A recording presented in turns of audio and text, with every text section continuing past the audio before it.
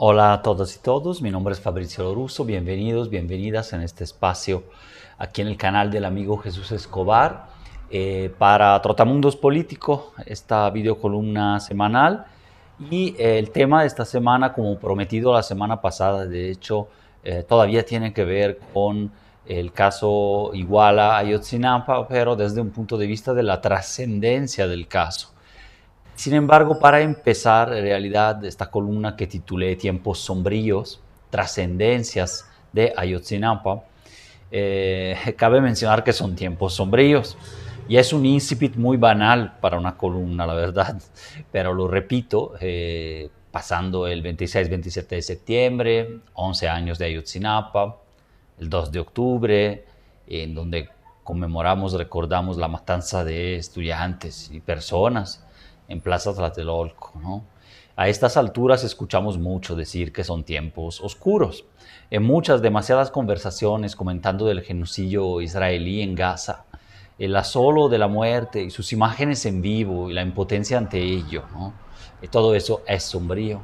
Hablando de los planes también, de la colonización y tierra arrasada en Palestina por parte de dos criminales como Trump y Netanyahu, ¿no? Que en su plan de supuestamente pacificación o tregua con Hamas prometen o dicen no querer aniquilar a toda la población, no continuar un genocidio, pero bueno, a cambio básicamente dejar que Palestina y sobre todo Gaza termine de ser colonizada completamente para abrir espacio a proyectos hoteleros, casi, ¿no? Y dieron pocos días para responder a un grupo armado, que además son muchos grupos en uno, que es Hamas, en donde hay grupos en el exterior, grupos en Gaza, en donde no controlan, digamos, el destino del pueblo palestino como tal, pero y entonces son un interlocutor muy limitado, ¿no? En ese sentido, son un grupo armado, claro, con cierto arraigo en ciertas regiones, pero incluso dividido y fragmentado.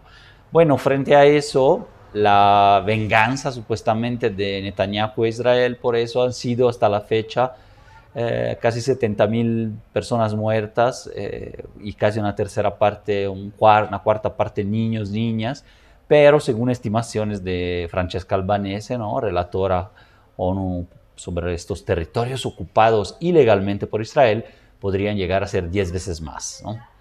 Viendo la hipocresía también, tiempos sombríos, hablando de las decadentes expotencias europeas y del cinismo de sus gobernantes que comercian y venden armas a Israel, y tímidamente, nada más ahora, a casi 2 años del 7 de octubre, ahorita se va a cumplir, los 2 años, digamos, del atentado de Hamas en la frontera en Israel, los rehenes, pero ya los 2 años también de respuesta armada, que no es una guerra, es un ataque unilateral de ejércitos regulares, fuerzas israelíes contra una población civil, o sea, básicamente un genocidio, ¿no? Tímidamente los europeos apoyan el espejismo de los dos estados, pero pues cuando ya no existan palestinos no habrá manera de hacerlo, ¿no? Y bueno, su plan para supuestamente parar la masacre es un insulto a la humanidad, en mi punto de vista, un acto de bullying geopolítico, sobre todo de parte de Trump y Netanyahu y su gobierno. Y la imposición de la ley del más fuerte, ¿no? Que es un poco como se han trastocado y como estamos viviendo ahora las relaciones internacionales, ¿no? Desde los últimos años, ¿no? Pero se ha incrementado mucho en el último año ya con la llegada de Trump, pero no solo por eso. Bueno, en estas fechas sombrías, memoriosas de la matanza también, de Tlatelolco de 68 y del caso Ayotzinapa, mi columna es dudosa, retoma el hilo de un pasado reciente, para reflexionar sobre el presente presente, o sea, el día de hoy, ¿no? Lo que nos queda y la trascendencia que dejó 11 años de una lucha social, pero también 11 años de Ayotzinapa como no justicia e incumplimiento de la verdad, no verdad, en este caso, ¿no? Cito un título de un diario local aquí de León, Guanajuato, que decía: la herida abierta de Ayotzinapa, 11 años después. Memoria, impunidad, nuevas generaciones y un espejo que sigue doliendo. Se me hizo interesante, llamativo, eh, porque estaba hablando de un conversatorio que tuvimos en la Universidad Ibero León el 25 de septiembre, ¿no? Muy atinado el título, pues se trató efectivamente en este conversatorio de compartir resonancias, trascendencias, espejos, o sea, cómo nos vemos al día de hoy y entre diferentes generaciones, ¿no? Trascendencias y memorias intergeneracionales entre docentes y estudiantes, acerca de la noche de Iguala. Ese hecho que, bueno, casi todo el mundo en Iguala, pero yo diría que también en México se recuerdan y te recuerdas hasta qué estabas haciendo esa noche o cuando menos qué ha sucedido poco después, ¿no? Entonces es una herida abierta y trascendente en este sentido, primeramente. La masacre, desaparición también de 43 jóvenes estudiantes, también como los de hoy que tenemos acá en nuestras escuelas, yo como maestro, ¿no? Y de los cuales nunca conoceremos probablemente el paradero si las cosas siguen así como hasta la fecha. O no tendremos responsables, que sí tenemos el paradero de 3 personas, de los estudiantes, 3 pequeñitos fragmentos de restos humanos identificados, pero no hay más verdad que eso. Y entonces no tendremos quizás perpetradores, responsables, condenados, instituciones imputadas y condenadas de este que fue llamado crimen de Estado, ¿no? Sobre Ayotzinapa mucho se ha dicho, se ha escrito, no se pretende aquí descubrir el hilo negro, ¿no? Hemos pasado por varias fases históricas, al menos 6, comenté en la columna pasada al respecto. Las voy a repasar muy rápidamente para luego enganchar la reflexión final, ¿no? Hemos hablado de unos antecedentes, la contrainsurgencia, el ataque contra las normales rurales, la contrainsurgencia en Guerrero, la llamada guerra sucia, que más bien fue también, no fue una guerra entre dos partes simétrica, ¿no? Y bueno, y más recientemente esa represión difusa y a veces muy activa con matanzas, ¿no? En el pasado en Guerrero se reactivó contra los normalistas. Entre 2011 y 2024 pues hubo 10 muertos por fuerzas policíacas de normalistas de Ayotzinapa, ¿no? La segunda etapa, la noche de Iguala como tal, 26-27 de septiembre del 14, la fabricación de la verdad histórica del ex procurador Murillo Karam y su banda de funcionarios, ya sean prófugos en Israel, como Tomás Herón, acusados penalmente, o bien promovidos dentro del aparato público hasta la fecha. En esta fase, a la verdad, que era una mentira histórica, la cual deseo no se rescate como tal en el presente, por eso hablaba del presente, hablando de ese pasado reciente, que nos enseña pues que esa versión ha sido desechada y no debe de reformularse como en versiones adulteradas hoy en día, lo cual a veces empieza a suceder, ¿no? Sobre todo por parte de la Fiscalía. Y bueno, en esa fase se construye, sin embargo, por parte del GIEI, el Grupo Interdisciplinario de Expertos Independiente de la Corte Interamericana, pero también del buen periodismo, de los actores sociales, de los papás, sus grupos acompañantes de derechos humanos. Otra versión, ¿no? Empiezan a circular que otras pistas, contradicciones en la versión de Murillo Karam, y sí tenemos algunos granitos de la verdad y de lo que pasó, pues gracias a todo este trabajo de contranarrativa que se hizo. Una tercera fase, AMLO prometió la resolución del caso, una fase de campaña muy cercana a los 43, a los papás, al movimiento, un respaldo de parte de ellos, ¿no? Aún corre celos, pero pues una esperanza que se abrió en el país, incluso para miles y miles de personas desaparecidas y para una esperanza de justicia transicional, de poder transitar a un sistema más justo en donde no se repitan los crímenes, ¿no? Parece muy utópico, muy difícil, se ha dado en parte en otros países, que Colombia, Cono Sur, Guatemala, pero con fenómenos diferentes de conflicto armado del que tenemos en México. Entonces, bueno, la expectativa fue alta en esta etapa y en una cuarta etapa, entre todavía el 2019 y 2022,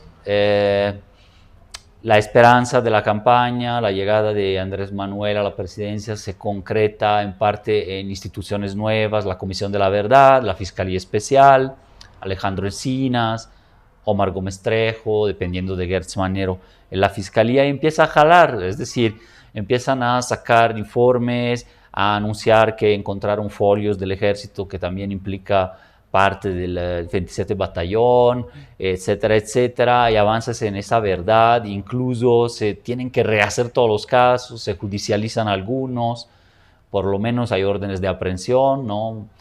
Contra militares también, pero en la quinta fase, como ya comenté la otra vez, parón militar, del 22 al 24, el año electoral, básicamente no hay avances. Está la defensa ahí llega a haber 24 detenidos de las fuerzas militares, todos en libertad o en campo militar o digamos en los arraigo domiciliar, pero digamos que no se ha llegado a ninguna condena por el caso a 11 años. Entonces tampoco sabemos del paradero de los normalistas y menos de los 17 que pudieron ser llevados por el ejército. Desde Barandilla, esa noche confusa, pero ya menos, de Iguala, en que, sin embargo, confuso queda a la fecha el papel, sí, de las Fuerzas Armadas, ¿no?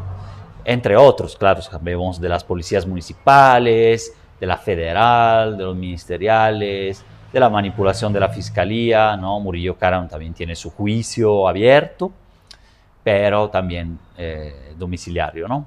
Pero bueno, en la sexta fase llega Claudia al poder, historia presente, el último año, y reactiva los contactos con cierta esperanza y expectativa, pero cada vez más blanda, diría yo, por parte de las familias, de las víctimas y sus acompañantes, pero bueno, un diálogo que se reabre con gobernación, 5 reuniones, algunas promesas y algunas reformas legales que sobre todo son suscitadas por el caso Teuchitlán, porque la verdad, durante 4 o 5 meses y también en la campaña se mencionó el caso de los 43, pero el tema de los desaparecidos como tal no apareció.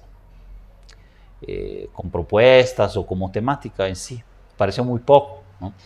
Se promete ahora más tecnología, sábanas, otra vez más tecnología para la cuestión de los celulares y la geolocalización, etcétera, más búsquedas, aunque hay menos presupuestos en realidad y no hay ningún hallazgo. Entonces es claro oscuro también en esta fase, ¿no?